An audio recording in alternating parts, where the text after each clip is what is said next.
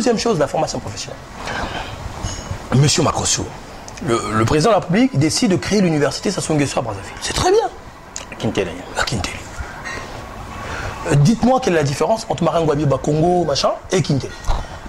Mais vous avez près plus d'1 million de Congolais qui vivent entre Pointe-Noire et le Niari qui ont besoin d'une université. Le pôle économique du Congo, il n'y a aucune université. C'est-à-dire, sur les 4 000 milliards, 152 milliards de machin, il y a environ 400 milliards ou 399 milliards qui viennent de cette zone. Ils n'ont pas d'université.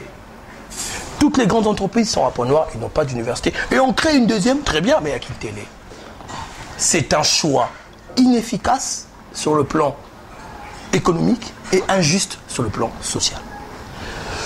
Je propose qu'on arrête les travaux de Kintele et qu'on transfère ces travaux à Pointe-Noire, à Louango. Les murs avec? On garde les murs, on pourra toujours faire quelque chose là-bas, c'est pas un problème. Mais qu'on crée la deuxième université du Congo à Pointe-Noire, où plus d'1 million de jeunes attendent une université pour étudier. On peut comme ça égrener des mesures. Le problème, c'est qu'il faut les travailler. Et autre chose, dernière chose, si vous le voulez bien, c'est au niveau de la question des libertés. Le jour où moi, Manangou, j'aurai la possibilité de rédiger une loi au Congo, une constitution, j'ai créé quelque chose de très simple de la constitution. Plus personne n'ira en prison parce qu'il doit. On n'arrête pas les gens pour les dettes. Non. Et que feront les créanciers à ce moment-là? Mais il y a des voies pour récupérer les voies des exécutions. Il y a des hypothèques, il y a beaucoup de choses. On peut venir vous arrêter, on peut venir vous prendre votre maison si vous devez. Très bien. On peut venir vous prendre votre voiture si vous pouvez. Très bien. On ne vous met pas en prison. On vous met pas en prison. On vous met en prison à partir du moment où il y a un délit.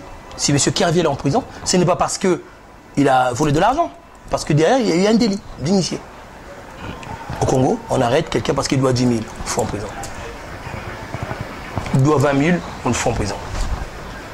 Vous voyez, monsieur Makosso, il y a des choses à faire. Voilà, des choses qu'il y a à faire. On va revenir rapidement sur la question de la jeunesse et de l'emploi.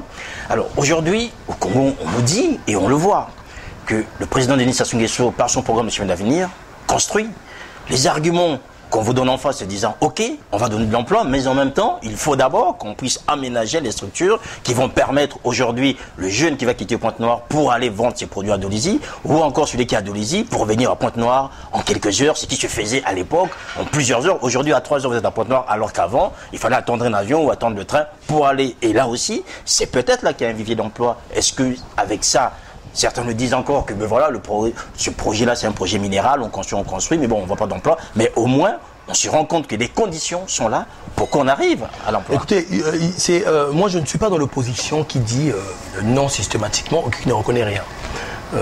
Il faut reconnaître qu'il y a des choses qui se font, notamment pour moi qui suis Pontenegrin, c'est toujours avec beaucoup de fierté que je vois la route Pointe-Noire-Dolisie. Mais je rappelle juste que déjà en 1959, l'esprit était de relier la mer au fleuve, ou plutôt le fleuve à la mer. Oui. Le problème du gouvernement Sassou, c'est qu'il brille soit par des demi-mesures, soit par des mesurettes. Exemple, la route Pointe-Noire-Brazza. C'est pas la route Pointe-Noire-Dolisie qu'il faut construire, c'est la route Pointe-Noire-Brazza. Pourquoi on s'arrête à Dolisie? On est en deuxième transition qui est en train de commencer normalement. Il faut 15 ans pour ça. Les zones spéciales économiques. Monsieur Akwala, ministre des zones, a été nommé en 2009 au ministère des zones. Ça fait 2014, 5 ans. On n'est que dans la prospection. Vous avez déjà... J'ai reçu, juste pour dire une parenthèse, j'ai reçu Alain Akwala il y a quelques mois, au mois d'avril, je pense, ici à Paris, où il est venu expliquer en fait ces zones économiques spéciales qui sortent de terre, normalement, en 2015. La première zone, notamment celle de Yolombo, devrait être fonctionnelle. Alors, moi je vais vous dire, très honnêtement, il faut sortir des slogans. La zone économique spéciale, on commence par Yolombo. C'est pas une grosse bêtise, ça. Enfin, écoutez, il faut être sérieux. S'il y avait une zone spéciale au nord du pays, c'est pas la zone Olombo, c'est la zone Ouesso. À Ouesso. Pourquoi Ouesso? Parce que Ouesso, c'est la porte vers le Cameroun. Très bien. La première zone économique du Congo, c'est Pointe-Noire et le Kwilu. Il ne faut pas raconter des bêtises aux gens. Très bien. Donc, la première zone économique spéciale, c'est Pointe-Noire. C'est à Pointe-Noire qu'on devrait concentrer les efforts. Lorsque vous regardez le développement des États, mais c'est pas dans la capitale. Et je vous rappelle en passant que Pointe-Noire était la capitale politique du pays. Et c'est Youlou qui l'a ramené à Brazzaville. Bon, en passant, cela soit signalé. Lorsque on a une mer en eau profonde, et on a cette vitalité à Pont-Noir, on a toute cette jeunesse, toutes ces pépinières d'entreprises. Mais qu'est-ce qu'il faut faire? Il ne faut pas aller s'embrouiller avec des zones économiques spéciales imaginaires. Il faut commencer par faire la route Pont-Noir-Brazza. Très bien. Il faut faire une deuxième chose. Il faut rétablir le chemin de fer. Très bien. Pardon. Il faut faire une troisième chose. Il faut créer des voies qui puissent relier le Congo au Cameroun. Parce que sur le plan de l'agriculture, c'est là où se trouve le vivier. Et enfin, dernière chose à faire, il faut faire en sorte qu'à Pont-Noir, l'économie vive. J'ai un ami, jeune entrepreneur, qui est incapable de louer des bureaux, des locaux, parce que l'État ne l'aide pas. Il n'y a même pas un centre d'affaires à Pont-Noir, où des jeunes peuvent avoir un siège social et exercer son activité, même de façon temporaire. Rien, zéro. Et on nous parle des zones économiques spéciales à Olombo. C'est bien, Olombo c'est le Congo, c'est très bien. Mais en Chine, on n'a pas commencé à Guangzhou, on a commencé à Macao. Aux États-Unis, on n'a pas commencé à Houston, on a commencé à Los Angeles. Voilà. Il ne faut pas faire des choses par préférence géographique, il faut faire des choses par efficacité économique. Olombo c'est bien, Pont-Noir c'est mieux. Pont-Noir c'est mieux tel que vous le dites. On va rapidement revenir sur la situation de cette ville, Vivien Romain Manangou. C'est une ville que vous connaissez bien, vous gérez une association importante, vous y avez été candidat dans le cadre des législatives en 2012. Et pourtant, Pont-Noir se vit, on ne sait pas trop comment, tous les mois, chaque fois qu'il y a une pluie. Vous avez des gens qui sont dans la merde. Chaque fois que vous avez des intempéries, c'est la catastrophe dans toute la ville. Aujourd'hui, vous, en tant qu'opposant, avez-vous un projet pour cette ville? Bien sûr. Vous savez, au-delà de moi, Manangou, opposant et donc forcément avec une vision Pont-Noir, il y a des citoyens congolais qui réfléchissent sur Pont-Noir.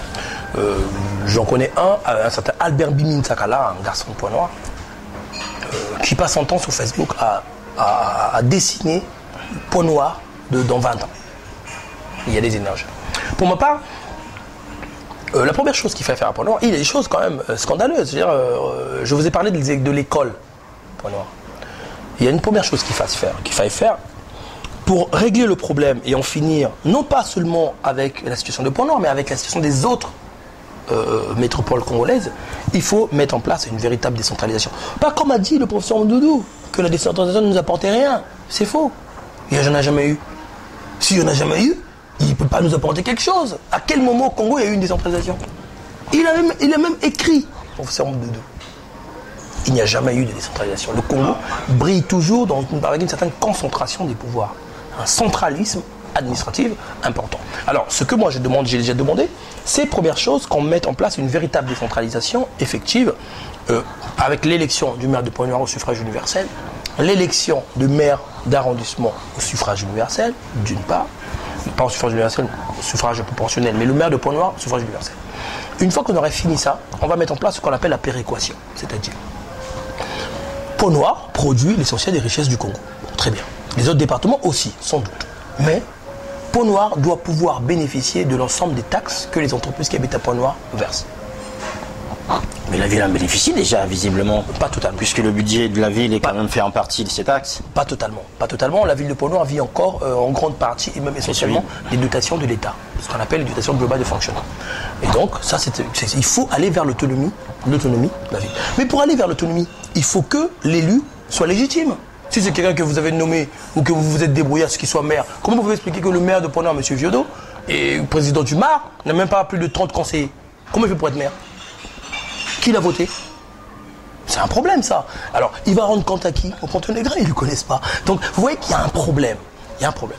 Donc, réglons le problème de la péréquation. Nous devons avoir l'essentiel de nos revenus pour enfin appliquer nos politiques au niveau des Pont-Noir. Et ça suppose aussi que l'État délaisse une partie de ses compétences au profit des collectivités comme Pont-Noir. Par exemple, la voirie.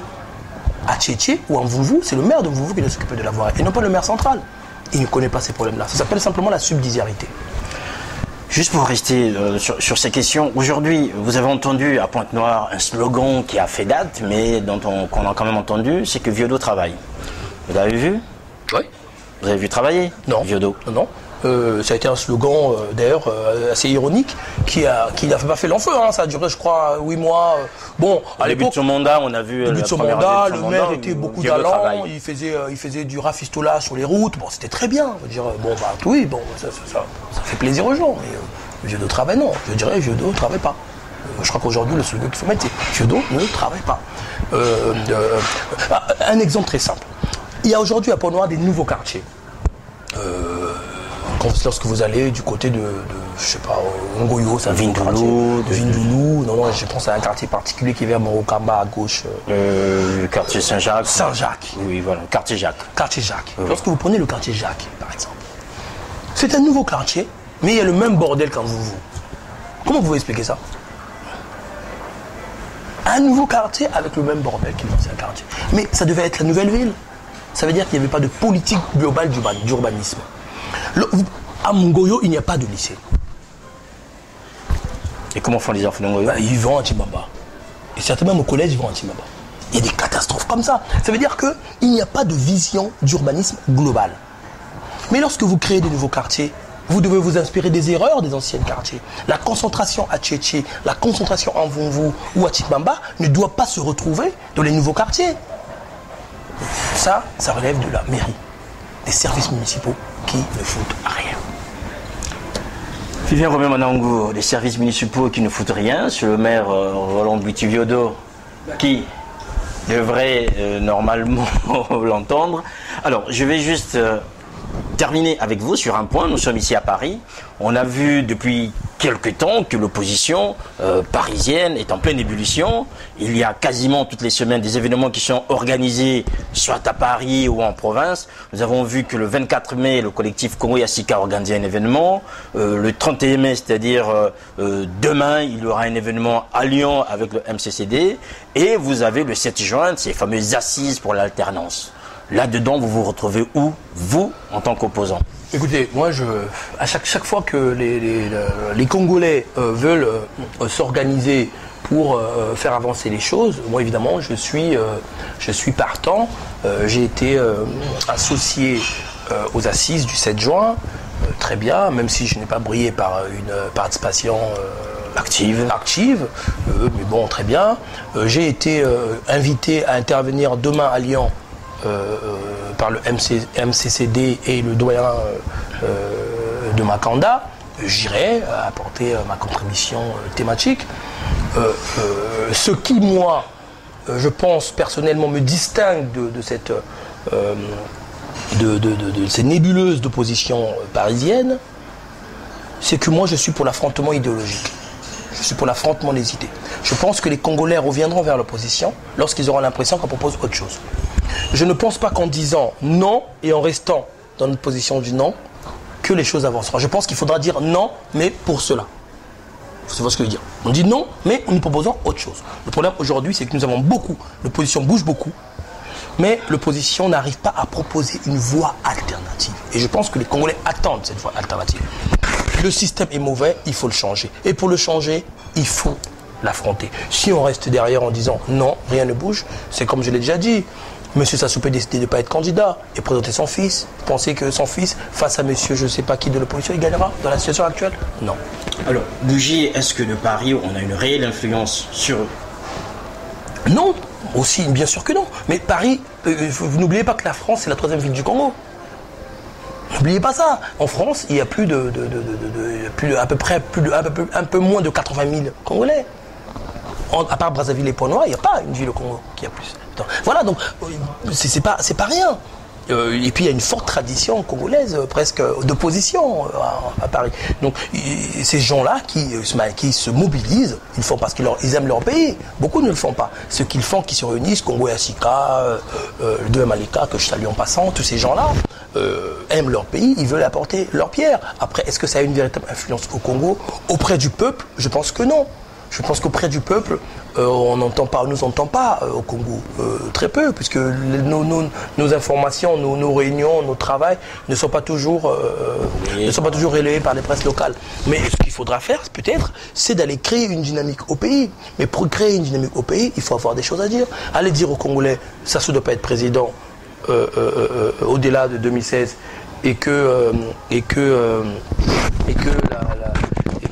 la Constitution, il ne faut pas changer la Constitution, ils vont me dire oui, très bien, mais on a connu la Constitution de Lissouba, c'était pas mieux.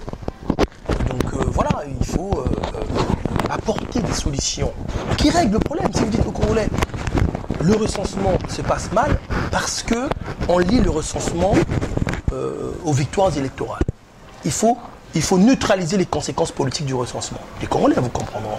Le problème de la tribu, de l'ethnie qui tue le pays, le problème de la corruption. L'opposition devrait tous les jours parler de la corruption, tous les jours parler... C'est institutionnel, des enseignants qui sortent avec des filles pour donner des notes. On n'entend pas l'opposition. Les jeunes qui sont dans le chômage, on n'entend pas l'opposition. Il faut traiter les questions institutionnelles, mais il faut donner un espoir à ces gens-là. Vous êtes d'accord avec nous que l'opposition congolaise n'a pas de projet, en fait, finalement? Je pense qu'ils ne se font pas assez entendre. Il doit certainement avoir un projet quelque part, sinon ça serait grave. En tout cas, moi j'ai un projet. Mais je sais aussi que les autres ont des projets. Le problème, c'est qu'ils ne se font pas s'entendre sur ces projets-là. Il ne faut pas qu'ils évitent les débats, il faut qu'ils aillent à l'affrontement et qu'ils disent ce qu'ils veulent faire pour les Congolais. Le jour où les Congolais auront l'impression qu'il y a deux voies possibles, ils viendront. Moi, ce que je veux faire, c'est construire cette voie-là, avec beaucoup d'autres, évidemment. Voilà, c'est un homme qui ne manque pas d'ambition, qui a une voie à construire et qui a des propositions concrètes pour les Congolais. Vivien Romain Manangou, on va terminer cet entretien. J'aimerais juste que vous regardiez la caméra. Vous allez faire une déclaration solennelle, en fait, par rapport à tout ce que nous sommes dit ici. Je veux dire aux Congolais qu'il n'y a pas de fatalité, que la politique, c'est le meilleur moyen pour changer la vie. L'État, c'est le seul bien de ceux qui n'ont rien. C'est le seul bien des pauvres. Et pour changer la vie des Congolais, il faut que le budget de l'État soit orienté vers les préoccupations majeures des Congolais, c'est-à-dire l'emploi, c'est-à-dire le social. Des pays beaucoup moins riches que le Congo adoptent aujourd'hui la sécurité sociale pour faire en sorte que les gens soient soignés. C'était le cas en Côte d'Ivoire que nous avons prêté de l'argent il n'y a pas longtemps. Mais c'est le cas aussi au Rwanda qui est 10 fois moins riche que le Congo. Pourquoi au Congo ne pouvons-nous pas faire une sécurité sociale? La formation des jeunes Congolais aujourd'hui sont soit taximans, soit vendeurs à la sauvette. Pourquoi ne devons-nous pas les aider à se former? La formation, c'est ce qu'on ne perd pas. Un jeune qui est formé ne perdra jamais. Il peut vendre, mais s'il est mécanicien, toute sa vie, il sera mécanicien. Pourquoi ne les aidons-nous pas? Pourquoi ne réorientons-nous pas le budget? La municipalisation accélérée, c'est la grosse escroquerie du siècle. 300 milliards que ces gens encore mis dans des villes fantômes. Cet argent, autant d'argent qui aurait servi à financer les activités des jeunes Congolais. Je veux dire aux Congolais, tout est à faire. Mais pour faire ce que je vous dis, il faut changer le système.